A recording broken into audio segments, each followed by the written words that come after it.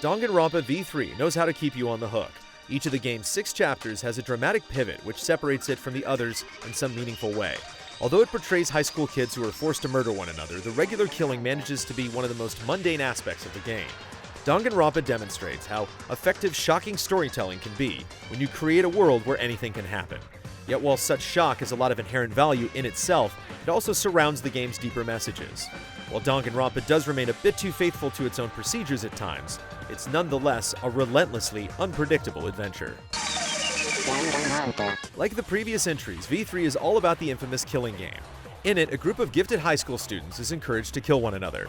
Presented largely as a visual novel, most of the game consists of dialogue between characters. The setup is similar to killing games of the past, but V3 doesn't lack in new ideas. Immediately, the game toys with the player's head, presenting a situation that feels intentionally deceiving. The opening almost feels as though it's making a deal with the player, laying the ground rules for a scenario where anything goes. Yeah, that's right. The characters largely do an excellent job to reinforce the unpredictability of the situation. Some characters like to keep to themselves, others are antagonistic and vulgar. What's great about these characterizations is that it does such an effective job of planting the ever-important seed of doubt. It's easy to assume that any one of these characters could be driven to kill under the right conditions, and with the right buttons pushed. Yet as you learn more about the cast, the game then doubles back on those very same assumptions, further clouding your judgment. It's exactly the kind of mental gymnastics one would hope for in a complex series of murder mysteries. So... Stop it! have fun! Danganronpa V3 is clever about its use of misdirection. Each chapter is some sort of mix-up that may not only change how you're dealing with the killing game, but throws into question the entire idea of it. While such constant pivoting could become rote over time, the ride is so elaborate and so willing to toy with its own narrative tools that it constantly finds new ways to surprise. Danganronpa occupies a rare space within games. It understands the inherent joy of reveling in absurdity, but it never feels content with resting there. V3 in particular builds to a thoughtful point about the nature of creative works and how the audience has more influence than they probably realize.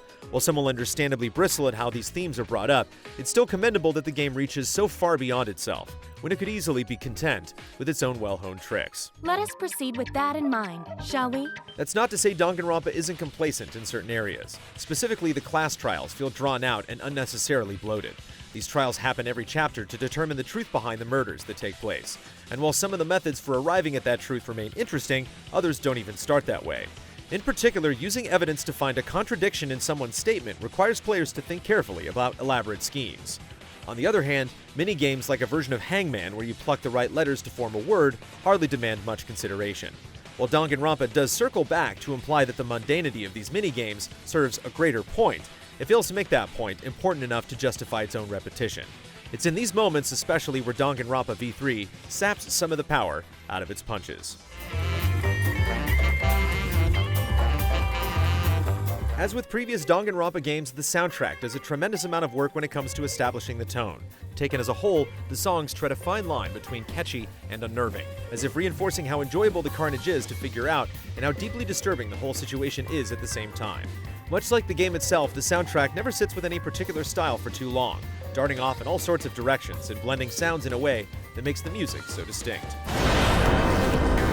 Now, the special emotive I prepared is called the First Blood Hurt.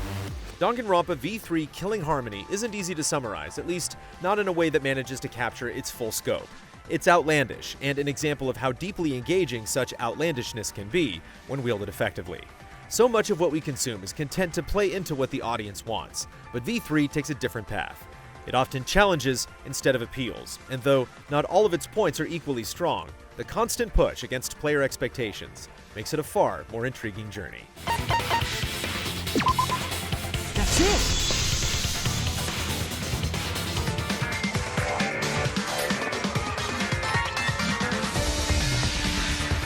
Easy Allies reviews are made possible by generous viewers just like you. If you like what you see, check out patreon.com/easyallies to see our other videos, and consider becoming a patron to help us make more.